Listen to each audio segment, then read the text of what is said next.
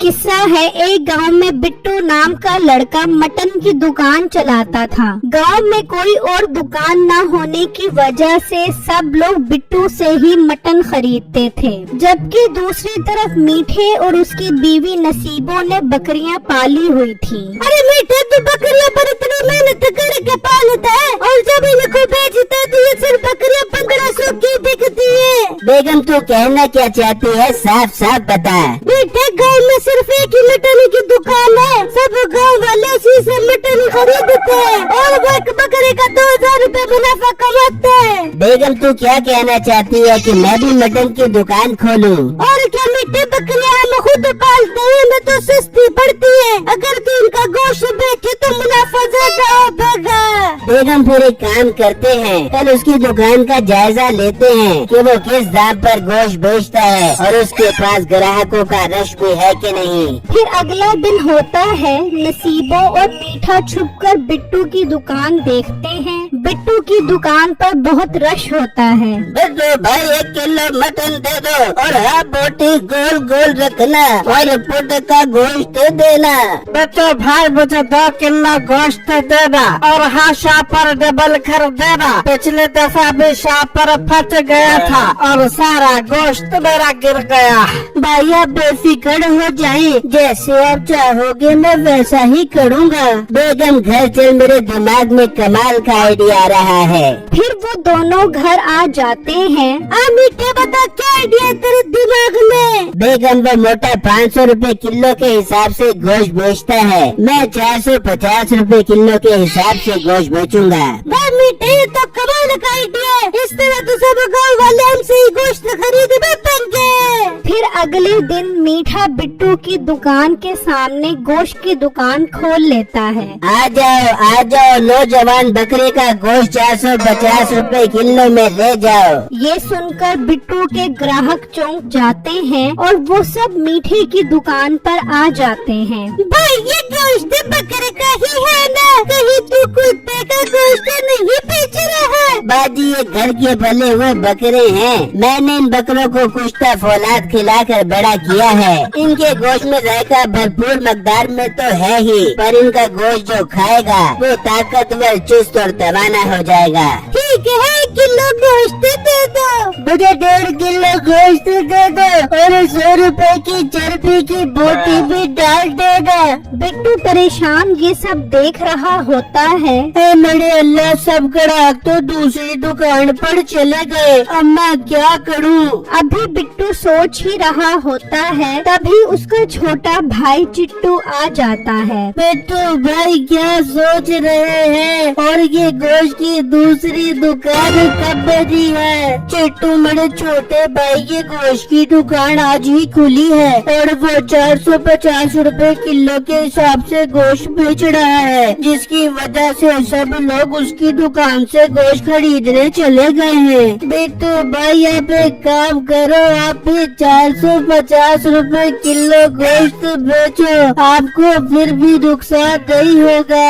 हाँ मेरे भाई, ये बात तो तुम बिल्कुल ठीक कह रहे हो। पता नहीं ये बात मेरे दिमाग में क्यों नहीं आई। मैं भी कल से 450 रुपए किलो के हिसाब से गोश्त बेचूंगा। फिर अगले दिन बिट्टू भी 450 रुपए किलो गोश्त बेचता है। तो आधे ग्राहक बिट्टू की दुकान से गोश्त खरीद रहे होते हैं तो आधे लोग मीठे की दुकान से गोश्त खरीदते हैं। इस तरह शाम हो जाती है, उन दोनों का गोश्त सेल हो जाता है और वो अपने अपने घर की तरफ चले जाते हैं। और मीठा घर आकर नसीबों को आज के दिन की सारी बातें बताता है। मीठे, तू कोई ऐसा काम करके वो मोटा बिट्टू दुकान बंद करके भाग जाते हैं ताकि हम सुकून से गोश्त बेच सके। बेगम फिर मैं एक काम करता हूँ, कल से 350 रुपए किलो के हिसाब से गोश्त बेचता हूँ। उस मोटे को इस रेट पर गोश्त बेचने में बहुत नुकसान होगा और वो दुकान ही छोड़कर भाग जाएगा। फिर अगले दिन मीठा 350 रुपए रेट लिख देता है। सब लोग मीठे की दुकान से गोश्त लेते हैं, कोई भी बिट्टू की दुकान पर नहीं आता। इस तरह काफी देर गुजर जाती है। मैडम यहाँ पर बैठने का कोई फायदा नहीं, मेरे वाले रेट पर तो कोई भी गोश्त नहीं खरीदेगा।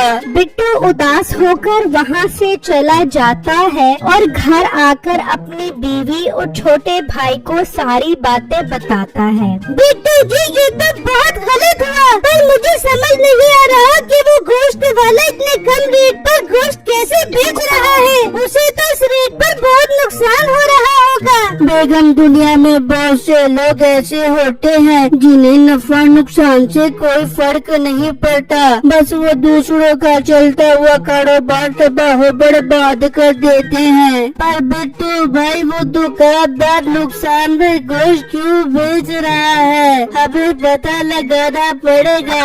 एक काम करते हैं, उसके घर जाकर देखते हैं। हाँ बिट्टू चिट्टू ठीक कह रहा है, आप लोग जाकर पता लगाओ। फिर बिट्टू और चिट्टू घर से निकलते हैं और मीठे के घर आते हैं तो देखते हैं कि मीठा बकरियों को घास खिला रहा होता है। बिट्टू भाई ये तो इस दुकान वाले ने खुद ही बकरियां पाली हुई है, तभी तो इसे कम रेट पर भी बेचने में नुकसान नहीं होता।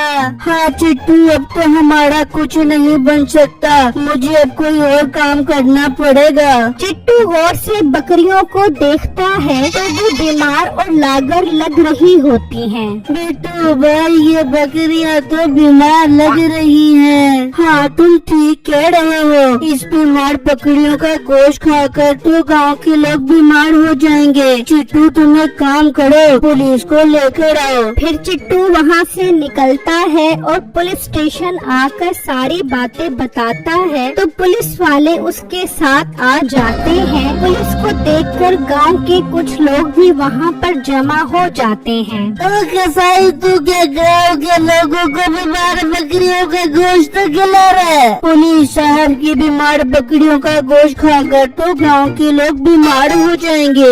मोटे पेट वाले गेंडे, तू भी तो बाजार से जो जानवर खरीद कर आता है उनको भी तो टीके लगा लगा के बड़ा करता है, उनका गोश्त भी जो लोग खाएंगे वो बीमार हो जाएंगे। तेरे पास कोई जरूरत नहीं है कि ये टीके वाले जानवरों का गोश्त खिलाता है, पर तू तो बीमार जानवरों का गोश्त बेचता है। चल तू हमारे साथ थाने चलो।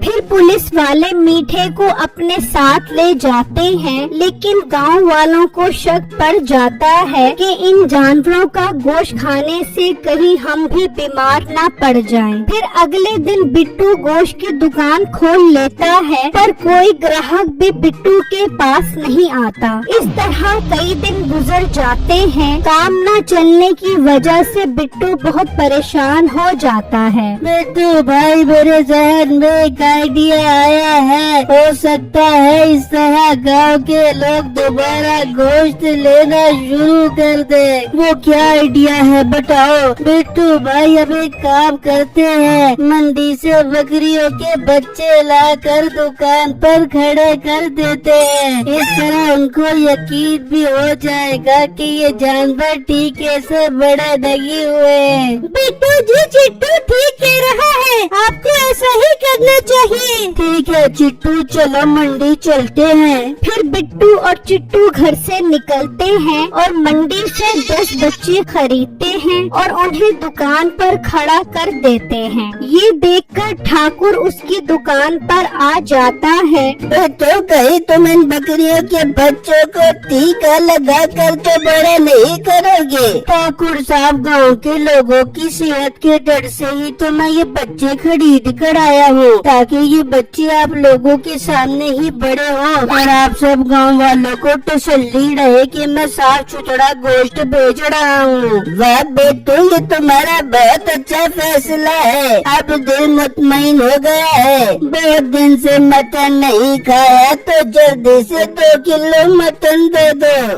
ठाकुर को देखकर वहाँ पर गांव के और लोग भी आ जाते हैं। बेटे मुझे भी 1 किलो गोश्त दे दो। मुझे भी आधा किलो गोश्त दे दो। चिट्टू के इस मशवरे की वजह से ही बिट्टू की दुकान दोबारा से चल पड़ती है।